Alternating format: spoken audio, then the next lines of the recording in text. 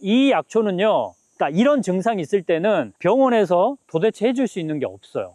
여러분, 내 몸이 막 붓고 뻣뻣해지고 아우 막 땡기고 이럴 때 병원에서 해주는 게 있던가요? 그건 물리치료 받고 뭐 침 맞고 이럴 수는 있겠지만 그게 근본적인 뭐 대안은 될 수가 없습니다. 쥐나는 거 정말 무섭지 않아요? 저도 가끔씩 쥐가 나는데 소리를 크게 질릴 수도 없잖아요. 밤에 이제 이웃집도 들을 수 있고 그러니까 나이 든 사람한테 딱 좋은 약입니다.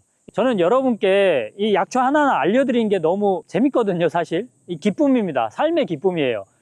약초 공부 시작하겠습니다. 여러분, 하루하루 하나하나 약초 공부하시는 건 너무 재밌지 않습니까? 저도 여러분께 뭔가를 소개하는 이 재미가 있습니다. 자, 오늘 소개할 약초는 저도 이제 50 이제 중반 정도 됐거든요. 나이를 공개해버렸네.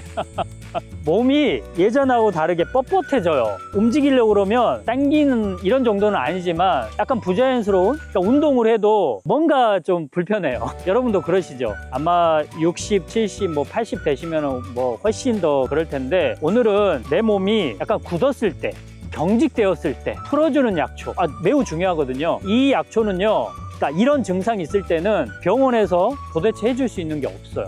여러분, 내 몸이 막 붓고 뻣뻣해지고 아우 막 땡기고 이럴 때 병원에서 해주는 게 있던가요? 그건 물리치료 받고 뭐 침 맞고 이럴 수는 있겠지만 그게 근본적인 뭐 대안은 될 수가 없습니다. 오늘 소개하는 이 약초가 여러분 기억해 놓으시기 바랍니다. 이 약초 복용하면요, 몸이 좀 풀어집니다. 부드러워져요. 특히 그냥 자연 노화 때문에 내 몸이 이렇게 좀 경직이 되고 굳었다, 이런 경우에 사용하는 거예요. 뭐 과로 했을 때 물론 사용할 수 있어요. 하지만 그냥 자연 노화예요. 나 아무 잘못도 없는데 그냥 늙어가지고 노화 때문에 이렇게 됐다 했을 때 사용하는 약초입니다. 최근에 서울대 약초원에서 이 약초 설명한 적이 있거든요. 그 영상 함께 시청하시고 이어서 제가 설명할게요. 작약은 그 누가 뭐라 해도 아주 중요한 약초. 어디에 초점을 두셔야 되냐면, 여러분의 몸이 나이가 들거나 아니면 질병을 얻어서 쪼그라들었다, 위축되었다 이랬을 때 이거를 좀 펴주는 약이 작약이에요. 그래서 일반적으로 가장 많이 활용되는 분야는 쥐나는 증상입니다. 대체로 나이 든 사람들이 나거든요. 이거는 조직이 젊었을 때에 비해서 위축되었기 때문에 그렇습니다. 그러면 위축이 되면 조직 안에 있는 혈관들도 그 영향을 받게 되겠죠. 좁아진다는 거죠. 그러면서 혈액이 많이 못 가니까 쥐나는 증상이 생기는 겁니다. 그래서 작약은 나이 들면서 우리가 관심을 더 가져야 돼요. 그러면 쥐나는 증상, 다리에 쥐나는 증상만 있을까? 아니에요. 어떤 사람들은 막 손발도 쥐가 나요. 그리고 눈 떨리는 사람 있죠.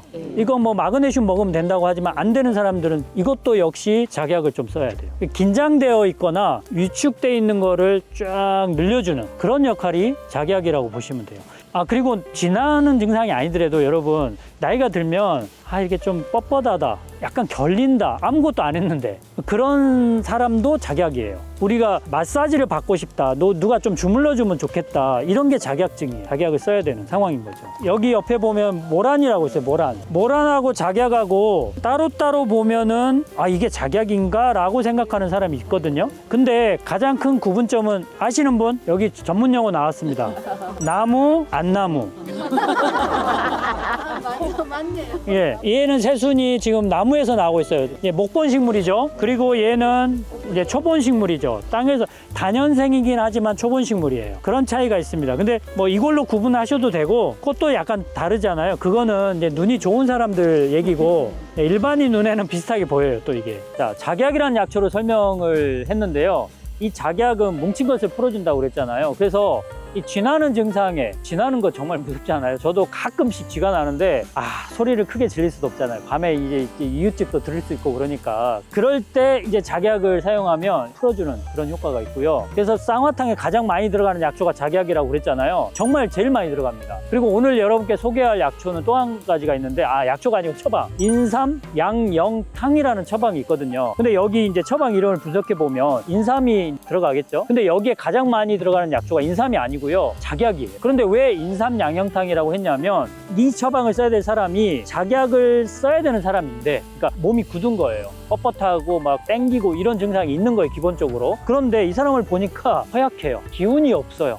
도대체 기력이 딸리는 거예요. 그래서 인삼을 넣었기 때문에 인삼 양영탕이에요. 양영이란 얘기는 영양분을 넣어준다는 뜻이거든요. 그러니까 작약으로 풀어주고 인삼 등으로 몸에 이제 기운을 차려주고 뭐 이런 처방이 인삼 양영탕.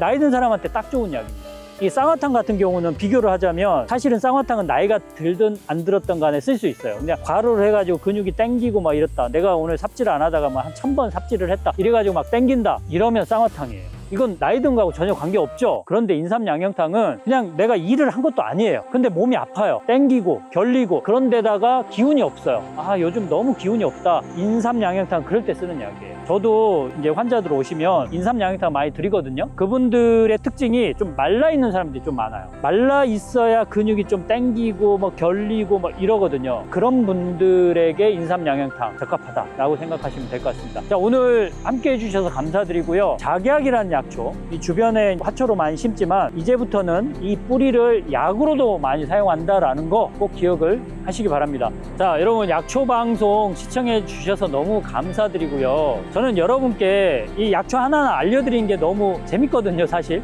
이 기쁨입니다. 삶의 기쁨이에요. 근데 여러분들 좋아요 부탁드릴게요. 이 좋아요가 있어야 되는 이유가 이게 많으면 많을수록 이 영상이 노출이 많이 돼요. 다른 사람들한테. 그래서 여러분만 보시기 아쉽다면 좋아요 꼭 누르셔야 됩니다. 저는 더 좋은 내용을 여러분께 전달하도록 하겠습니다. 다음 시간에 뵐게요. 지금까지 약초교수 조경남이었습니다.